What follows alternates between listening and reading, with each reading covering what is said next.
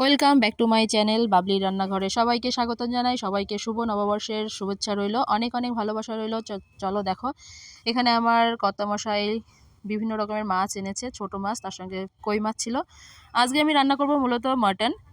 1 জানুয়ারিতে মাটন কার কার বাড়িতে কী রান্না হচ্ছে একটু জানিও। এখানে আমি মাটনটাকে তেল, হলুদ, লবণ, সর্ষের তেল, একটু লেবুর রস আর তেজপাতা, শুকনো লঙ্কা দিয়ে মাখিয়ে রেখেছি। আলু কেটে নিয়েছি 3টে, আর এখানে 5-6টা পেঁয়াজ কেটে নিয়েছি মিডিয়াম সাইজের।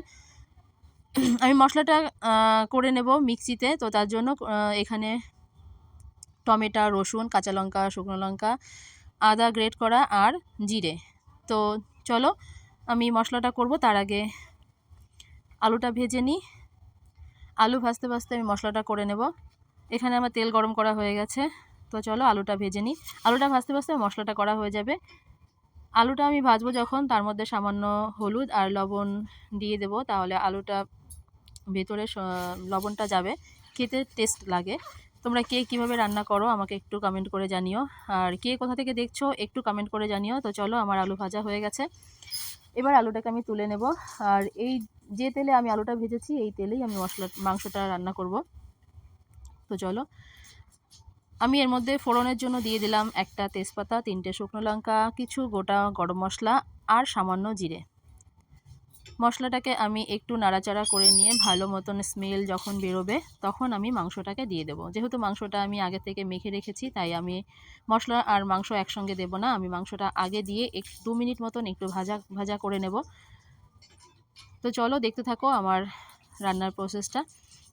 কে কোথা থেকে দেখছো আমার রান্নাটা একটু কমেন্ট করে জানিও। আর যদি ইউটিউব চ্যানেল হয়ে থাকে সাবস্ক্রাইব করে পাশে থেকো, আর যদি ফেসবুক হয়ে থাকো আমার নতুন পেজে সবাইকে স্বাগতম। চলো এবার দিয়ে দিলাম পেঁয়াজ কুচানো।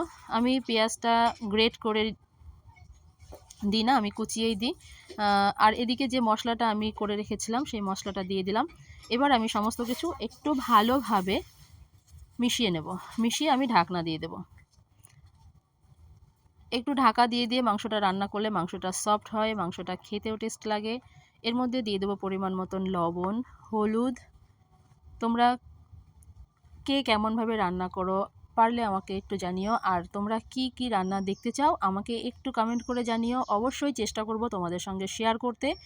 আমার এখানে লবণ হলুদ দেওয়া কমপ্লিট হয়ে গেছে, আমি এবার এটাকে মিশিয়ে নেব, মিশিয়ে ঢাকা দিয়ে দেব। তো চলো আমার রান্নার প্রসেসটা তোমাদের সঙ্গে শেয়ার করছি।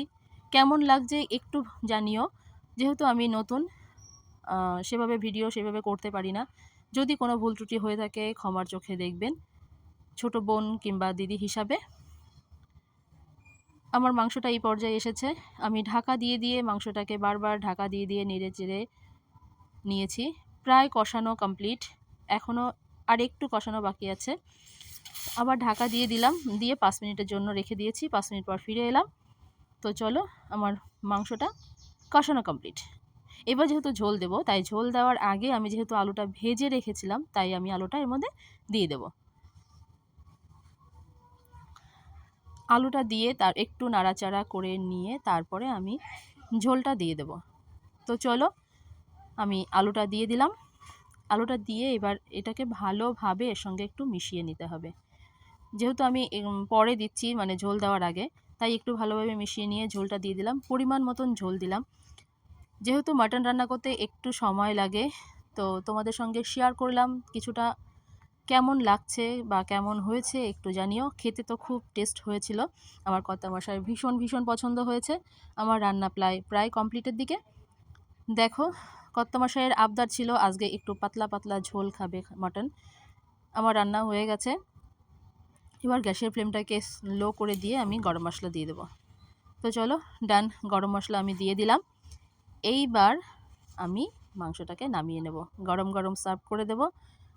দেখতে কেমন হয়েছে জানিও, খেতে তো খুব ভালো হয়েছিল।